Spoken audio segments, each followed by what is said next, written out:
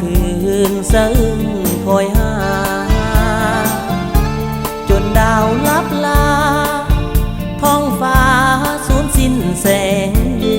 อนอ้ายยังคอย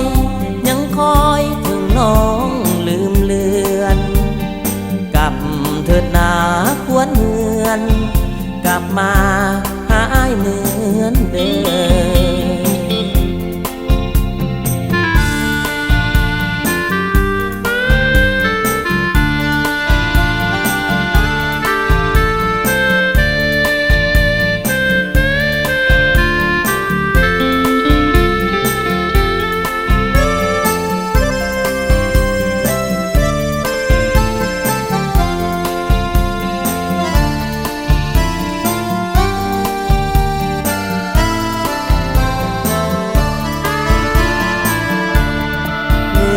อย่างใดหับมันหับไม้แล้วจ้าอำลาขันมาจนจากใกล้วันวิวา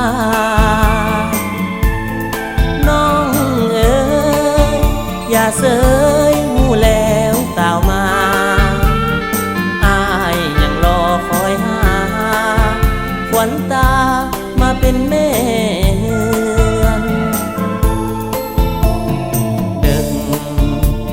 คืนสะอึ้งคอยหาจนดาวลับลาท้องฟ้าสูญสิ้นแสงเดือนอ้ายยังคอยถึงน้องลืมเลือนกลับเถิดนาควรเหือนกลับมาหาอ้ายเหมือนเดิม